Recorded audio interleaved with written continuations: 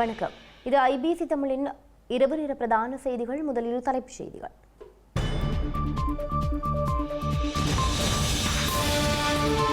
சுமந்திரன் ஒரு தேச துரோகி, தமிழரசு கட்சி உறுப்பினர் குற்றச்சாட்டு. காங்கேசன் துறையில் பாரிய முதலீடு, காணி பிடிப்பிப்பு குறித்தும் ஆராய்வு. பாடசாலை மாணவர்களை வெளியேற்றிய நடத்துனர் பணியிலிருந்து இடைநிறுத்தம். அல் ஜசீராவுடன் மோதிய ரணில் மூளை சேதமடைந்துள்ளதாக கூறும் ஸ்ரீலங்கா அரசு. ஊடகவியல் என்ற போர்வையில் திட்டமிட்ட தாக்குதல், ரணிலுக்கு சார்பாக அலி சப்ரி கருத்து. மித்தனிய கொலை தொடர்பில் வெளிவரும் உண்மைகள், துபாயில் இருந்து கட்டளை வழங்கியதாக வாக்குமூலம்.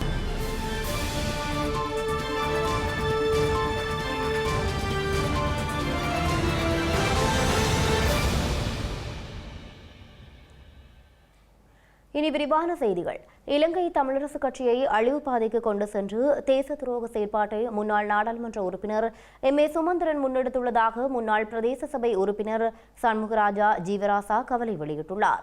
CVK சிவஞானமும் பதவி ஆசை பிடித்த நபர் எனவும் கட்சி அழிவு பாதைக்குள் செல்வது கவலை அளிப்பதாகவும் அவர் சுட்டிக்காட்டியுள்ளார். கிளிநொச்சி கரச்சி பிரதேச சபைக்கான உள்ளூராட்சி தேர்தலில் போட்டியிடுவதற்கான கட்டுப்பணத்தை இன்று செலுத்திய பின்னர் ஊடகங்களுக்கு இவ்வாறு பதிலளித்திருந்தார். கௌரவ பாராளுமன்ற உறுப்பினர் சிவஞானம் ஸ்ரீதரன் 137 வாக்கால் சுமந்திரன் ஐயாவும் மொத்தமாக 221 பொதுச்சபை உறுப்பினர்களையும் உருவாக்கப்பட்டு தலைவர் தெரிவு வெற்றி பெற்ற பின்பு சுமந்திரன் அவர்கள் நேரடியாக வந்து 2 பேரை வைத்து நீதிமன்றத்திலே வழக்கு போட்டுவிட்டு தலைவரை இயங்க விடாமல் மீண்டும் பொதுச்சபை உறுப்பினர்களையும் கேட்காமல் கதைக்காமல் மத்திய குழு உறுப்பினர்களில் அதிகமாக 19 பேர் அவருக்காக தலையாட்டுகிறார். 19 பேரும் தெரிவு செய்த ஒரு தலைவர் CVK சிவஞானம் ஐயா. அவரும் பதவி ஆசை பிடித்த ஒரு இலங்கை தமிழரசு கட்சியை சிதைப்பதற்காக களமிறக்கப்பட்ட ஒரு நபர். அதே மாதிரி செயலாளர் சுமந்திரன் அவர்களும் எமது கட்சியை கலைப்பதற்காக களமிறக்கப்பட்டவர்கள். உண்மையாவே நான் கிழக்கு மாகாணத்திலே அனைத்து தமிழருக்கு நான் நன்றி சொல்ல வேண்டிய கடமை இருக்கிறது. அங்க தேசியம் இருக்கிறது, அங்கும் ஒன்று 2 பேர் இருக்கிறார்கள். தமிழ் தேசியம் வெல்ல வேண்டும், தமிழ் தேசிய கூட்டமைப்பு கிழக்கிலே வெல்ல வேண்டும். ஆனால் வடக்கிலே வித்து விட்டார்கள். அதை பொறுத்தவரையில் நான் மனவேதனைப்படுகிறேன். இன்று எனக்கு இலங்கை தமிழரசு கட்சியிலிருந்து விழுந்து நான் ஒரு சுயேட்சை சின்னத்திலே கேட்பதற்கு ஒரு வீதம் கூடிய ஆசை இல்லை. அச்சுவேலி கைத்தொழில் பேட்டை மற்றும் காங்கேசன்துறை சேமேந்து தொழிற்சாலை ஆகியவற்றினை ஸ்ரீலங்கா கைத்தொழில் அமைச்சர் சுனில் ஹிந்தினேத்தி தலைமையிலான குழுவினர் இன்று பார்வையிட்டுள்ளனர். 2025ஆம் ஆண்டுக்கான வரவு செலவு திட்டத்தில் வடக்கின் அபிவிருத்திக்கு அதிக நிதி ஒதுக்கப்பட்டுள்ள நிலையில் யுத்தத்தினால் கைவிடப்பட்டுள்ள கைத்தொழில் பேட்டை மற்றும் சேமேந்து தொழிற்சாலையினை மீண்டும் செயற்படுத்த அரசாங்கம் திட்டமிட்டுள்ளது. அச்சுவேலி கைத்தொழில் பேட்டை மற்றும் காங்கேசன்துறை சேமேந்து தொழிற்சாலை ஆகியவற்றினை ஸ்ரீலங்கா கைத்தொழில் அமைச்சர் சுனில் ஹந்துனேத்தி தலைமையிலான குழுவினர் இன்று பார்வையிட்டுள்ளனர். கைத்தொழில் துறையை மேம்படுத்தும் நோக்கில் குறித்த இடத்திற்கு சென்று நிலைமைகளை ஆராய்ந்துள்ளார். இதன்போது அச்சுவேலியில் இயங்கி வரும் மரக்கறி எண்ணெய் உற்பத்தி செய்யும் நிலையத்தினை பார்வையிட்டு அதன் செயற்பாடுகள் தொடர்பில் ஊழியர்களுடன் கலந்துரையாடியுள்ளார். கடற்றொழில் அமைச்சர் சந்திரசேகர், நிதி திட்டமிடல் பிரதி அமைச்சர் ஹர்சன சூரிய பெரும, நாடாளுமன்ற உறுப்பினர்களான இளங்குமாரன், ஸ்ரீ பவானந்த ராஜா, யாழ்ப்பாண மாவட்ட அரசாங்க அதிபர் மா பிரதீபன், கோப்பாய் பிரதேச செயலாளர் சிவஸ்ரீ உள்ளிட்டோர் கலந்து கொண்டிருந்தனர். இதன்போது கருத்து தெரிவித்த அமைச்சர் சுனில் ஹந்துனேத்தி அனைத்து கைத்தொழில் நிலையங்களையும் மேம்படுத்தி அவற்றின் வினைத்திறனை அதிகரிக்கும் நோக்கில் குறித்த களப்பணி இடம்பெற்று வருவதாகவும் குறிப்பிட்டுள்ளார். மேலும் வெளிநாட்டு முதலீட்டாளர்கள், உள்நாட்டு முதலீட்டாளர்கள் இனமத மொழி பேதங்களை கடந்து அனைவரையும் உள்வாங்கி பாரிய தொழில் முயற்சிகளை மேற்கொள்வதற்கு தாம் தயாராக உள்ளதாகவும் தெரிவித்துள்ளார். மேலும் காங்கேசம் துறை சீமேந்து தொழிற்சாலையையும் அமைச்சர் தலைமையிலான குழுவினர் பார்வையிட்டுள்ளனர். யாழ்ப்பாணம் காங்கேசன்துறையில் பாரிய கைத்தொழில் பேட்டையை உருவாக்க அரசாங்கம் திட்டமிட்டுள்ளதாக ஸ்ரீலங்கா கடற்தொழில் அமைச்சர் ஈனா சந்திரசேகர் தெரிவித்துள்ளார். அதற்கான காணிகள் விடுவிப்பு விடயம் தொடர்பில் ஆராயப்பட்டு வருவதாகவும் அவர் குறிப்பிட்டுள்ளார். அதே நேரம் வடக்கில் முக்கியமான பிரதேசங்களிலும் கைத்தொழில் நிலையங்களை மிக விரைவாக ஆரம்பிக்க உள்ளதாக அமைச்சர் ஈனா சந்திரசேகர் தெரிவித்துள்ளார். பிறகு KKS பிரதேசத்தில் காங்கேசன்துறை பிரதேசத்தை தான் நாங்கள் கூடுதலாக முன்னிலைப்படுத்துகின்ற பிரதேசமாகும். ஏனென்றால் அங்கு எங்களுக்கு கடல் தொழில் ஈடுபடுகின்றவர்கள் இருக்கின்றார்கள். அதே போன்று எங்களுக்கு துறைமுகம் இருக்கின்றது, அது பக்கத்தில் விமான நிலையம் இருக்கின்றது. அதன் காரணமாக ஒரு கைத்தொழில் மயமாகுகின்ற கைத்தொழில் பேட்டையாக மாற்றுகின்ற ஒரு நடவடிக்கை முன்னெடுக்க வேண்டியிருக்கின்றது. அதற்கான காணிகளை விடுவிப்பது தொடர்பாகவும் காணிகள் எவ்வாறான நிலையில் இருக்கின்றது என்பது தொடர்பாகவும் ஆராய்வதற்கும் அது தொடர்பாக கூடுதலான கவனத்தை செலுத்துவதற்கு எங்களுடைய GA அவர்கள் உடன் உரையாடியும் இருக்கின்றோம். அதன் போது நாங்கள் பல்வேறு அதாவது காணிகளையும் இனக்கண்டு கொண்டிருக்கின்றோம்.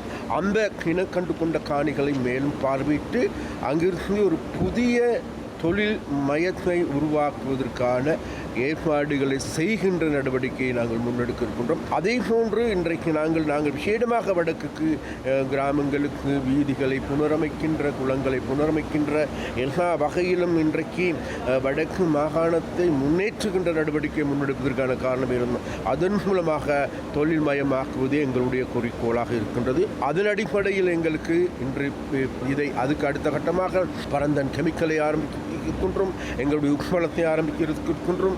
அதே போன்று எங்களுடைய ஓட்டு தொழிற்சாலையை மீண்டும் ஆரம்பிப்பதற்கான நடவடிக்கை எடுக்க இருக்கின்றோம். இதே போன்று அதாவது KKS போன்றே ஒரு முக்கியமான ஒரு பிரதேசமாக விளங்குகின்ற மாங்குளத்தையும் நாங்கள் தொழில் பேட்டையாக மாற்றுகின்ற நடவடிக்கைகளுக்கு அடிக்கல் நாட்டுவதற்கான அல்லது அடித்தளமிடுவதற்கான செயற்பாட்டு விஜயத்தை தான் இன்று நாங்கள் மேற்கொண்டிருக்கின்றோம். பாடசாலை மாணவர்களை அரசு பேருந்திலிருந்து இறக்கிய பேருந்தின் நடத்துனர் பணியிலிருந்து இடைநிறுத்தப்பட்டுள்ளதாக ஸ்ரீலங்கா போக்குவரத்து அமைச்சர் பிமல் ரத்நாயக்க தெரிவித்துள்ளார். குறித்த நடத்துனருக்கு எதிராக விசாரணைகள் ஆரம்பிக்கப்பட்டுள்ளதாகவும் அவர் இன்று நாடாளுமன்றத்தில் தெரிவித்திருந்தார். கண்டி நாவலப்பட்டியிலிருந்து கினிகந்தினை ஊடாக கட்டனுக்கு பயணிகளை ஏற்றிச் செல்லும் இலங்கை போக்குவரத்து சபைக்கு சொந்தமான பேருந்திலிருந்து பாடசாலை மாணவர்களை வெளியேறுமாறு நடத்துனர் தெரிவித்துள்ளார். இவ்வாறு அரசு பேருந்திலிருந்து வெளியேற்றப்பட்ட மாணவர்கள் ஹட்டன் கல்வி வலயத்திற்குட்பட்டு கினிகந்தேனே கடவுளை விக்னேஸ்வரா கல்லூரியில் கல்வி பயிலும் மாணவர்கள் என தெரிய வந்துள்ளது. பாடசாலை மாணவர்களுக்கு என இலங்கை போக்குவரத்து சபையின் ஊடாக வழங்கப்படும் பருவச்சீட்டினை பேருந்து நடத்துனரிடம் காண்பித்த போது பருவச்சீட்டினை வைத்திருக்கும் மாணவர்களை பேருந்திலிருந்து வெளியேறுமாறு நடத்துனர் தெரிவிப்பதாக மாணவர்கள் விசனம் வெளியிட்டுள்ளனர். இது தொடர்பான காணொலி ஒன்றும் சமூக வலைதளத்தில் வெளியாகியிருந்தது. இதனையடுத்து பெருந்தோட்ட சமூக உட்கட்டமைப்பு பிரதியமைச்சர் சுந்தரலிங்கம் பிரதீப் போக்குவரத்து அமைச்சர் செயலாளரின் கவனத்திற்கு குறித்த விடயத்தை கொண்டு சென்றதை அடுத்து அவர் தற்காலிகமாக பணியிடை நீக்கம் செய்யப்பட்டுள்ளார். நுவரெலியாவில் இலங்கை போக்குவரத்து சபைக்கு சொந்தமான பேருந்தில் இருந்து பாடசாலை மாணவர்களை வெளியேற்றிய நடத்துனரின் செயற்பாட்டை ஸ்ரீலங்கா நாடாளுமன்றில் ஜீவன் தொண்டமான் விமர்சித்துள்ளார். மலையக மாணவர்களுக்கு இவ்வாறான செயற்பாடுகளும் முன்னரும் இடம்பெற்றதாகவும் சுட்டிக்காட்டியுள்ளார். தயவு செய்து போட்டுக்கிட்டாங்க. கௌரவ பிரதமர் அவர்களே, நான் சொல்லிட்டு இருந்தேன், நீங்கள் மிக தெளிவாக பேசியிருந்தீங்க. குறிப்பாக குழந்தைங்களுக்கும் பெண்களுக்கும் போக்குவரத்துல பாதுகாப்பு இருக்கணும்னு. இன்னைக்கு ஹட்டன்ல நடந்த ஒரு விஷயத்தை நான் உங்கள்கிட்ட சொல்ல விரும்புகிறேன். இன்னைக்கு நுவரெலியா மாவட்டத்தில் ஸ்கூல் போற பசங்க சில பேர் அந்த CTB பஸ்ல ஏறி இருக்காங்க. அந்த CTB பஸ்ல அந்த ஸ்கூல் போற பசங்க ஏறும்போது அங்க பஸ் கண்டக்டர் ஒரு வாக்குவாதத்தில் பஸ் கண்டக்டர் ரொம்ப தவறான முறையில் தவறான சொற்களும் பாவிச்சு ஸ்கூல் போற பசங்களை பஸ்ல இருந்து இறக்கி இருக்காங்க வலுக்கட்டாயமா. அப்படி இருக்கும்போது அந்த பஸ் கண்டக்டர் ஒரு வார்த்தை சொல்றாரு, இது என்னோட பஸ், நான் யாரை உள்ளார வச்சிருப்பேனோ யாரை வெளியே அனுப்பேனோ அது ஏன் இஷ்டம், வெளியே போங்க. நான் ஒரு விஷயம் சொல்ல விரும்புறேன். இங்க கௌரவ அமைச்சராக இருக்கட்டும், கௌரவ பிரதமர் அவர்களாக இருக்கட்டும், சபை தலைவர் கௌரவ பிமல் ரத்நாயக் அவர்களாக இருக்கட்டும், 50 வருஷத்துக்கு முன்னால இனவாதம் தலை தூக்கி ஆடும்போது இதே மாதிரி தான் எந்த தவறும் செய்யாத மலையக மக்களை பஸ்ல இருந்து இறக்குறது, ஸ்டேஷனுக்குள்ளார விடாம வச்சிருக்கிறது, இந்த மாதிரி விஷயம் எல்லாம் நிறையவே பண்ணியிருந்தாங்க. இப்ப திருப்பியும் அந்த நிலைமைக்கு வருதுன்னா அது ஒரு பிரச்சனை. அதிசொகுசு வாகனமாக பெராரி வாகன ஓட்டுநர் உரிமம் இருப்பதாக கூறிய ஸ்ரீலங்கா முன்னாள் ஜனாதிபதி ரணில் விக்ரமசிங்க அல் ஜசீரா ஊடகத்துடன் மோதி சேதத்துக்கு உள்ளாகியுள்ளதாக அமைச்சருமான பிமல் ரத்நாயக்க தெரிவித்துள்ளார். ரணில் விக்ரமசிங்கவின் மூளைக்கு பெரும் சேதம் ஏற்பட்டுள்ளதாகவும் அவர் நாடாளுமன்றத்தில் கவலையான செய்தியை குறிப்பிட்டுள்ளார்.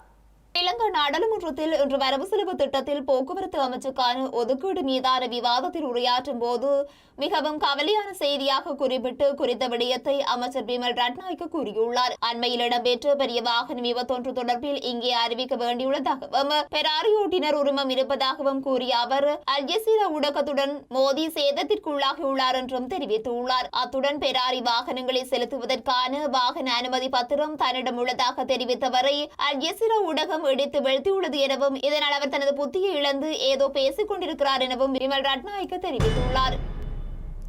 அல் ஜசீராவின் மெக்தி ஹசனுடனான முன்னாள் ஜனாதிபதி ரணில் விக்ரமசிங்கவின் நேர்காணலின் பின்னர் முன்னாள் வெளிவிவகார அமைச்சர் அலி சப்ரி ரணிலுக்கு ஆதரவாக கருத்து வெளியிட்டுள்ளார். குறித்த நேர்காணல் ஊடக வேடமிட்டு நடத்தப்பட்ட தாக்குதல் எனவும் சமூக ஊடக பதிவில் அலி சப்ரி குறிப்பிட்டுள்ளார். மக்தி ஹசனை மோதல் போக்கை கொண்ட நபர் எனவும் அவரை தனக்கு முன்னரும் தெரியும் எனவும் முன்னாள் வெளிவிவகார அமைச்சர் அலி சப்ரி தெரிவித்துள்ளார். ரணில் விக்ரமசிங்கவுடனான அவரது நேர்காணல் முன்கூட்டியே திட்டமிடப்பட்ட ஒன்று என குறிப்பிட்ட அவரூடாகவே வேடமிட்டு நடத்தப்பட்ட தாக்குதல் எனவும் சுட்டிக்காட்டியுள்ளார். குறித்த நேர்காணல் தாக்குவதை நோக்கமாக கொண்ட ஒரு நேரடி விசாரணை எனவும் சமூக ஊடக பதிவில் அலி சப்ரி குறிப்பிட்டுள்ளார். மக்தி ஹசன் அவரது சொந்த சொல்லாடலிற்கு ஏற்றவாறு வார்த்தைகளை திரித்துள்ளதாக அலி சப்ரி குறிப்பிட்டுள்ளார். பாதாள உலக குழு தலைவர் கனேமுல்ல சஞ்சீவவின் படுகொலை சம்பவம் தொடர்பில் கைது செய்யப்பட்டு விளக்கமறியலில் வைக்கப்பட்டிருந்த 9 சந்தேக நண்பர்களினதும் விளக்கமறியலின் காலம் நீடிக்கப்பட்டுள்ளது. சந்தேக நபர்கள் காணொலி தொழில்நுட்பத்தினூடாக கொழும்பு பிரதான நீதவான் தனுஜா லக்ஸ்மாலி முன்னிலையில் முன்னிலைப்படுத்தப்பட்டுள்ளனர். இதன்போது எதிர்வரும் 21ஆம் தேதி வரை விளக்கமறியலில் வைக்குமாறு உத்தரவு பிறப்பிக்கப்பட்டுள்ளது. மித்தனிய பகுதியில் இடம்பெற்ற துப்பாக்கிச் சூட்டை நடத்திய நபரும் ஒரு தம்பதியினரும் கைது செய்யப்பட்டு விசாரணைக்காக காவல்துறையினரால் தடுத்து வைக்கப்பட்டுள்ளனர். இந்த துப்பாக்கிச் சூட்டை நடத்த துபாயில் இருந்து ஒருவர் கட்டளை வழங்கியதாகவும் துப்பாக்கிதாரி வாக்குமூலம் வழங்கியுள்ளார். துப்பாக்கிச்சூடு நடத்தியவரிடம் நடத்தப்பட்ட விசாரணையில் துபாயில் உள்ள பெக்கோ சமனுக்கு தெரிந்த தனது உதவியாளர் லகிருவிடமிருந்து பெறப்பட்ட ஒப்பந்தத்தின்படி இந்த கொலைகள் நடத்தப்பட்டதாக அவர் ஒப்புக்கொண்டுள்ளார். துப்பாக்கிச்சூடு நடத்தியவர் கஜாவை கொல்ல வந்ததாகவும் ஆனால் 2 குழந்தைகளையும் கொல்லும் நோக்கம் தனக்கு இல்லை என்றும் தெரிவித்துள்ளார். குறித்த கொலையை தான் செய்ததாகவும் அதற்கு பதிலாக பொக்கோசமன் என்ற நபர் தனக்கு 5 லட்சம் ரூபாய் தருவதாக உறுதியளித்திருந்ததாகவும் முன்பணமாக 2,50,000 ரூபாய் தனது மனைவியின் கணக்கில் வரவைக்கப்பட்டதாகவும் தெரிவித்துள்ளார். இருப்பினும் கொலை செய்த பிறகு மீதமுள்ள 2,50,000 ரூபாயை பெறுவதற்காக பெக்கோசமன் மற்றும் லகிரு ஆகியோருக்கு தொலைபேசி அழைப்புகளை செய்ததாகவும் ஆனால் அவர்கள் பதிலளிக்கவில்லை என்றும் அவர் காவல்துறையிடம் ஒப்புக்கொண்டுள்ளார். கொலைக்கு பயன்படுத்தப்பட்ட மோட்டார் சைக்கிள் மித்தனிய பகுதியில் அமைந்துள்ள ஒரு கல்குவாரியில் தண்ணீரில் மூழ்கியிருந்த நிலையில் கண்டெடுக்கப்பட்டுள்ளமை குறிப்பிடத்தக்கது. மத்தளம் மகிந்த ராஜபக்ச சர்வதேச விமான நிலையத்தை விமானம் பழுதுபார்க்கும் மையமாக மாற்றுவது குறித்து அரசாங்கம் அவதானம் செலுத்தி வருவதாக அமைச்சர் பிமல் ரத்நாயக்க தெரிவித்துள்ளார். நாடாளுமன்றத்தில் நடைபெற்ற 2025ஆம் ஆண்டின் வரவு செலவு திட்டம் மீதான விவாதத்தில் கலந்து கொண்டு உரையாற்றிய போதே அவர் இதனை தெரிவித்துள்ளார். மத்தள விமான நிலையத்தை ஒரு பொருத்தமான நட்பு நாடுடன் இணைந்து லாபமீட்டும் நிறுவனமாக மாற்றுவது குறித்து அரசாங்கம் அவதானம் செலுத்தி வருகிறது. மத்தள விமான நிலையம் சுமார் 36.5 பில்லியன் செலவில் கட்டப்பட்டது. கடந்த 5 ஆண்டுகளில் இந்த விமான நிலையத்திற்கான செலவினம் 38.5 பில்லியன் ஆகும். எனவே இந்த நிறுவனத்தை லாபமீட்டும் ஒரு நிறுவனமாக மாற்றுவதற்கு விரும்புகின்றோம். இலங்கை காப்புறுதி கூட்டுத்தாபனத்தை தேசிய பொருளாதாரத்துக்கு பரந்த பங்களிப்பை வழங்கும் நிறுவனமாக மாற்ற வேண்டும் என ஸ்ரீலங்கா ஜனாதிபதி அன்ருகுமார திசாநாயக்க தெரிவித்துள்ளார். திறமையான மற்றும் செயற்திறன் கொண்ட முதலீடுகளில் கவனம் செலுத்தி எதிர்காலத்தில் இந்த நாட்டின் தேசிய பொருளாதாரத்துக்கு பரந்த பங்களிப்பை வழங்கும் நிறுவனமாக காப்புறுதி கூட்டுத்தாபனத்தை மாற்ற வேண்டும் எனவும் குறிப்பிட்டுள்ளார். இலங்கை காப்புறுதி கூட்டுத்தாபன அதிகாரிகளுடன் ஸ்ரீலங்கா ஜனாதிபதி அனுர்குமார திசாநாயக்க இன்று கலந்துரையாடலில் ஈடுபட்டுள்ளார். ஜனாதிபதி அலுவலகத்தில் குறித்த கலந்துரையாடல் நடைபெற்றுள்ளது. இலங்கை காப்புறுதி கூட்டுத்தாபனத்தின் தற்போதைய செயற்பாட்டு நடவடிக்கைகள் குறித்து இதன்போது மீளாய்வு செய்யப்பட்டதுடன் இலங்கை காப்புறுதி கூட்டுத்தாபனம் நஷ்டத்தை சந்தித்ததால் அதில் முதலீடு செய்தவர்கள் தான் நேரடியாக பாதிக்கப்படுவார்கள் என்றும் எனவே முறையான முகாமைத்துவத்தின் மூலம் அதனை அதிக லாபம் ஈட்டும் அரசு நிறுவனமாக பேண வேண்டும் என்றும் ஜனாதிபதி மேலும் வலியுறுத்தியுள்ளார். இலங்கை காப்புறுதி கூட்டுத்தாபனத்தின் தலைவர் நுசித் குமாரதுங்க உள்ளிட்ட பணிப்பாளர்கள், சபை உறுப்பினர்கள் மற்றும் சிரேஷ்ட அதிகாரிகள் உள்ளிட்டோர் இந்த கலந்துரையாடலில் இணைந்து கொண்டனர். கடந்த ரணில் அரசாங்கம் பயணித்த தொங்கு பாலத்திலேயே தேசிய மக்கள் சக்தி அரசாங்கமும் பயணிக்கிறது என ஸ்ரீலங்கா எதிர்க்கட்சித் தலைவர் சஜித் பிரேமதாச தெரிவித்துள்ளார். ஐக்கிய ஊழியர் சங்கத்தின் பிரதிநிதிகளுடன் இன்று இடம்பெற்ற சந்திப்பில் கலந்து கொண்டு உரையாற்றிய போதே அவர் இவ்வாறு தெரிவித்திருந்தார். யூஎன்பியும் எஸ்ஜேபியும் ஒன்றல்ல. இவை வேறு வேறான கொள்கைகளை கொண்டுள்ளன. அதன் பிரகாரமே செயற்பட்டு வருகின்றன. வங்குரோத்தான நாட்டில் IMF-இன் கடன் சலுகையை பெற்றுக்கொள்வதற்கு உள்நாட்டு கடன் மறுசீரமைப்புக்கு சென்ற போது கடந்த அரசாங்கம் மக்களின் நலன்களில் கை வைத்து உழைக்கும் மக்களின் சேமிப்பான ஊழியர் சேமலாப நிதியங்களில் கை வைத்து அவர்களின் சேமிப்புகளை உறிஞ்சின. ஐக்கிய மக்கள் சக்தி இதற்கு எதிர்ப்பு தெரிவித்தது. செல்வந்தர்களை விட சாதாரண மக்கள் மீது அக்கறை கொண்டு சமூக நீதியையும் சமநிலை பேணலையும் எமது கட்சி தொடர்ந்தும் வலியுறுத்தியது. கடந்த அரசாங்கம் பயணித்த தொங்கு பாலத்திலேயே இந்த அரசாங்கமும் பயணிக்கிறது. அதே வழியிலேயே பின்பற்றி வருகிறது. மொத்த உள்நாட்டு உற்பத்தியில் முதன்மை செலவை 13ஆக மாற்றியுள்ளனர். இவ்வாறு போனால் நாட்டை கட்டியெழுப்ப முடியாது.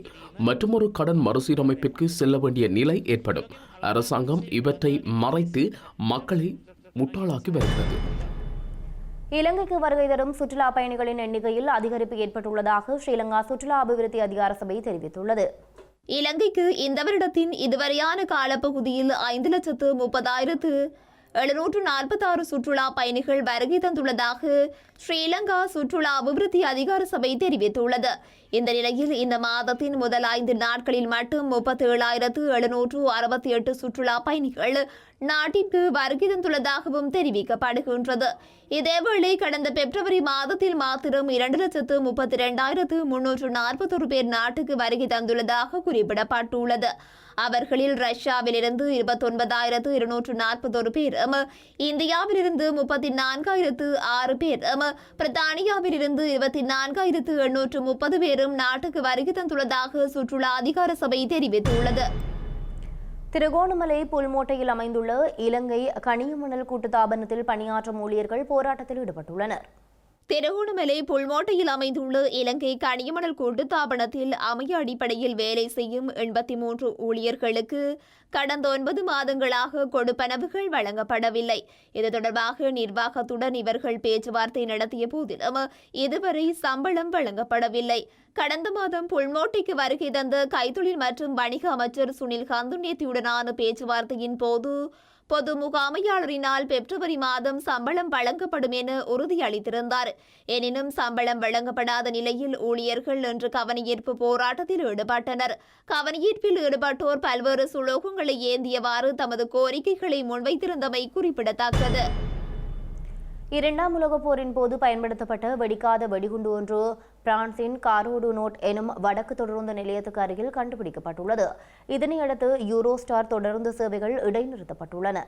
பிரான்சின் ஹரோடு நோட் எனும் வடக்கு தொடருந்து நிலையத்திற்கு அருகில் உள்ள தண்டவாளத்தில் இந்த வெடிகுண்டு கண்டுபிடிக்கப்பட்டுள்ளது. இது 2ஆம் உலகப் போர் காலத்து 50 ஆண்டுகள் பழமையான வெடிகுண்டு எனவும் தெரிவிக்கப்பட்டுள்ளது. இதனையடுத்து பரிசிலிருந்து லண்டன், லண்டனில் இருந்து பாரிஸ் உள்ளிட்ட பல தொடருந்து சேவைகள் இடைநிறுத்தப்பட்டுள்ளன. இதனால் பயணிகள் பெரும் நெருக்கடிகளை எதிர்கொண்டுள்ளனர். செய்திகளின் நிறைவாக இனி மீண்டும் தலைப்புச் செய்திகள்.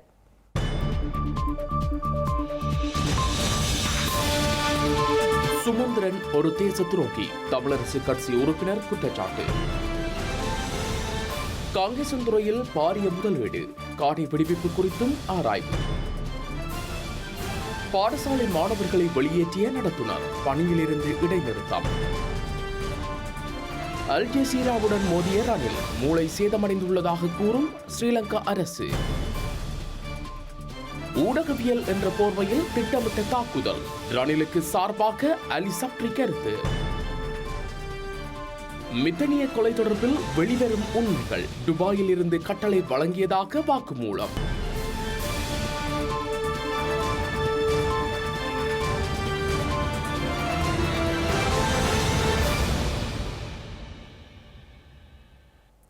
இத்துடன் ஐபிசி தமிழின் இரவு நேர பிரதான செய்திகள் நிறைவு பெற்றன.